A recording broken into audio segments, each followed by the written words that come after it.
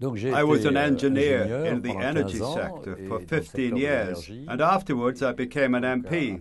I was elected 7 times, first as an MP for a constituency in Paris, and then for the department of Tarn, the home of a great socialist called Jean Jaurès. I served 5 times as a minister in each of the governments led by François Mitterrand, including the Ministry of Defense, and that's how I became involved in the kind of topics we are discussing here at the Nuclear Non-Proliferation Treaty Review Conference in Vienna.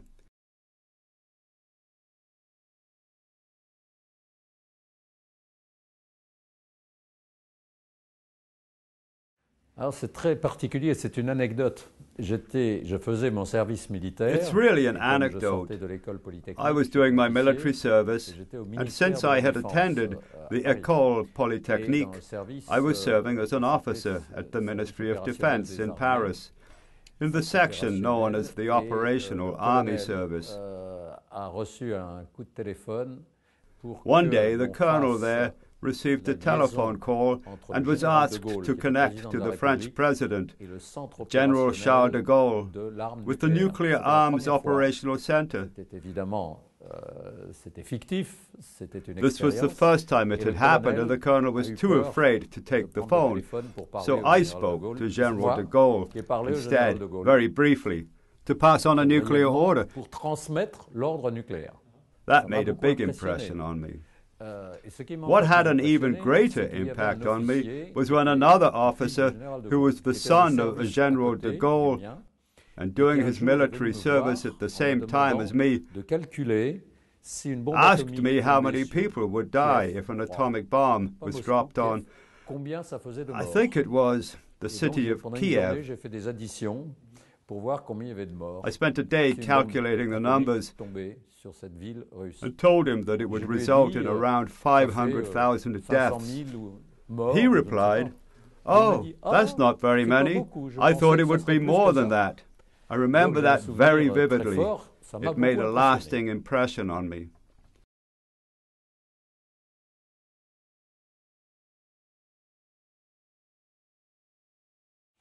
Alors, cette évolution s'est faite avec l'évolution du monde.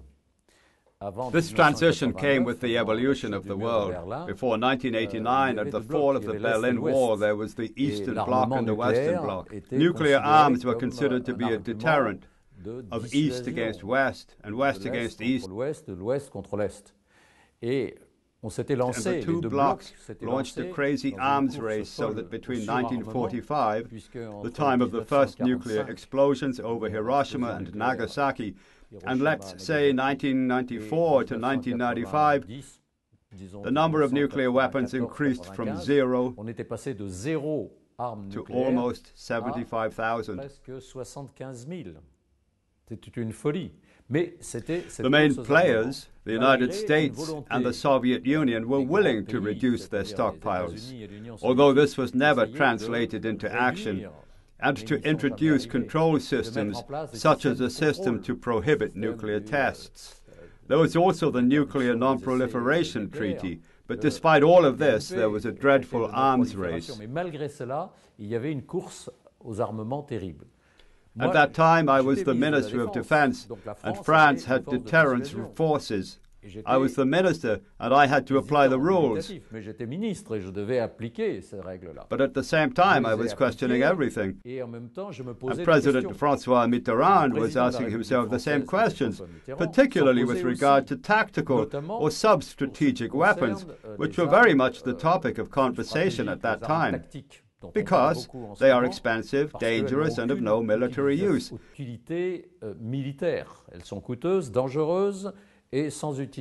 I remember President Mitterrand asking, "But what are these tactical weapons? How do they work?" We explained that they involve a plane carrying bombs 10 times more powerful than the Hiroshima bomb, which would be used as a military strike. A warning, so to speak. He said, "A warning? What does that mean?" Well, if a country threatens us, we want to show that we are able to scare it. Yes, but what is the effect? 100,000 people die. 100,000 people die just like that as a warning, and afterwards we razed the country to the ground. I remember how angry he was. Then in 1990, he decided to withdraw one of the components of the nuclear deterrent tripartite system. There was the naval component comprising submarines, the air component, which consisted of aircraft, and a land-based component, the Hades and the Pluton missiles. He decided to stop this component. Today, I ask myself whether the aerial component still offers any real value. I don't think so, but not everyone in France agrees. Tout le monde ne me suit pas en France.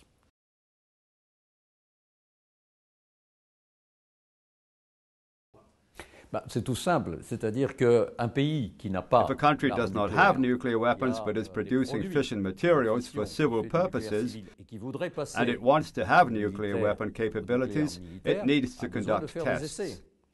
Et si on lui interdit de faire and if one prohibits these tests, then the country cannot cross the threshold. Ce qui s'est produit un peu pour la Corée du Nord. So the CTBT is indeed very important. Unfortunately, it has not entered into force because a certain number of countries, including China and the United States, have not yet ratified the treaty. They have signed it but not ratified it. In the case of the United States, which has upcoming elections, ratification will depend on whether Mr. Obama can convince the Senate accordingly. So when the treaty enters into force, we'll really be able to do something about nuclear proliferation. Ce n'est pas le seul moyen, mais de lutter contre la prolifération nucléaire. Mais il y a un peu d'hypocrisie. But there's an element of hypocrisy. None of the big powers, including France, conduct any real large-scale tests anymore. Fictif, c'est ce qu'on appelle la simulation sur ordinateur. However, they carry out simulated tests on huge computers. Sur lesquels on simule des explosions nucléaires. Et pour les pays qui ont déjà Since those countries which already possessed nuclear weapons are no longer able to conduct large-scale tests, simulations are a way of enhancing and modernizing their nuclear stockpiles. C'est une façon d'améliorer leur puissance, de moderniser. Ce qui, soit dit en passant, va à l'encontre. And this goes against the letter of the Non-Proliferation Treaty, which prescribes that those countries which possess nuclear weapons, there were 5 recognized nuclear weapon states, although there were others which are not recognized, must undertake efforts to disarm and reduce their nuclear stockpiles. De leur stock nucléaire. But such a reduction shouldn't be confused with modernization. Le cas de la France. France, for example, is modernizing its capabilities so that a missile which previously had a range of 4,500 kilometers now has a range of 9,000 kilometers. So the continued modernization of existing nuclear weapons goes against the Non-Proliferation Treaty, which calls for the opposite.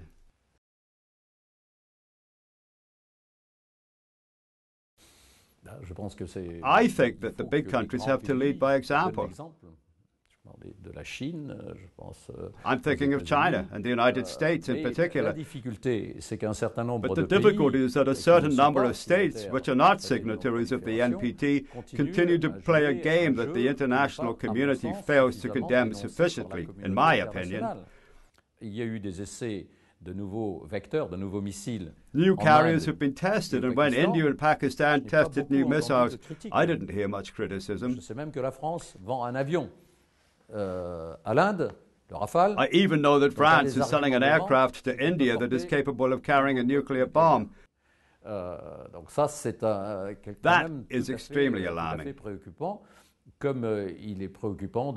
Developments in a country like North Korea, which recently conducted an abortive missile test, are equally alarming too. Newspaper reports suggest the reason it failed was because North Korea was unable to procure certain equipment from abroad as a consequence of the international boycott. So this shows that retaliatory measures like boycotts are useful because they prevent states which want to proliferate or want to have nuclear weapons from realizing these intentions. En faisant un certain nombre de propositions I have a certain number of propositions which I shall be making in a personal capacity, which I will hand over to the new government. These propositions include a call for a change of attitude on the part of France. I also point out that it's absolutely essential to have a debate on these issues, especially in France. This kind of debate takes different forms in other countries. In France, I think there is too much silence on questions that concern the use of nuclear weapons. The same applies to the position that France takes in disarmament debates, a position that is very backward.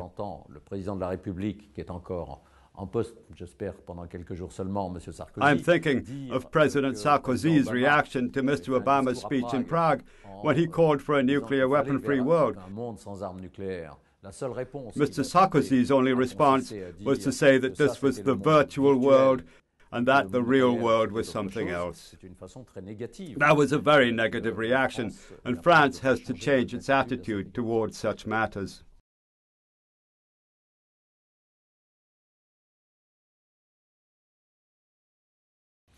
Ce livre, c'est le résumé de mes prises de position depuis plusieurs années. This book is a summary of the positions I've taken over a number of years. Pas beaucoup de débats en France sur ce sujet. I have noticed that there is not much debate on the subject of nuclear disarmament in France.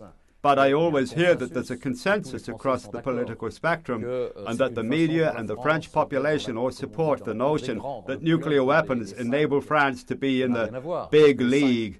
Membre permanent du Conseil de sécurité l'ont été en 1945. But that's nonsense, because the 5 permanent members of the Security Council have been there since 1945, when there were no nuclear bombs. They came much later, for France in 1960.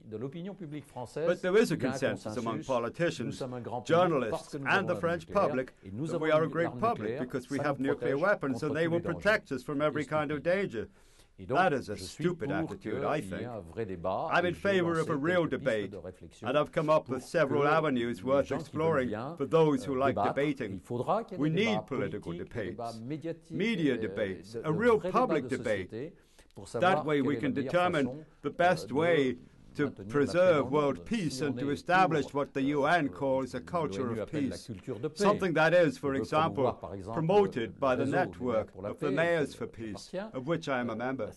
And such a culture of peace is based on popular education and nurtured by discussions among those politicians involved in these issues. Unfortunately, this is not the case in France, which is why I speak of the French lie.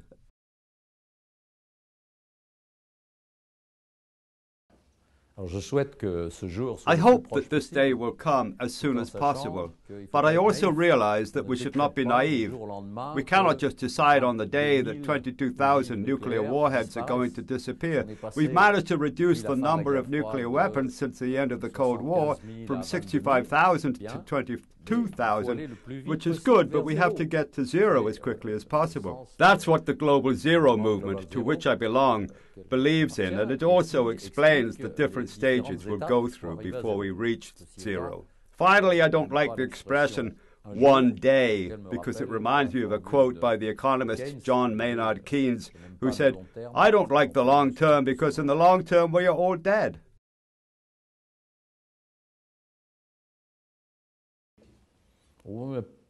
I'd say there were several sources of motivation. First of all, personal and family reasons. I entered politics after a Christian education. I'm now an atheist, but I had a very powerful educational experience during my childhood. Then there was trade unionism, left-wing politics, socialism.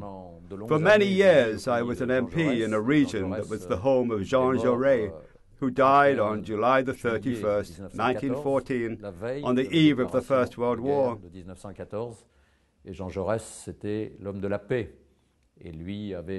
Jean Jaurès was a man of peace. One day he went for a meeting in Germany where he declared that the happiest day of his life would be when France and Germany formed the United States of Europe. 2 world wars followed before this vision came true. Jean Jaurès was assassinated by an extremist because he wanted peace. I've read a lot about what Jean Jaurès said on the subject, and I know that if you want peace on earth, it's not enough to wave a white flag. You also have to fight for it every day. What happened after the Second World War with the creation of the United Nations is very important. Unfortunately, there have never been as many wars as since 1945, but there was an increasing willingness by the international community, the United Nations, to intervene in order to maintain peace and to prevent wars. This is the case in the Middle East at the moment, but unfortunately it's not that easy because in order to make peace, sometimes you need to make war first. So, this is what motivates me. Personal convictions, political convictions, and also the certainty that we can achieve a more peaceful world. First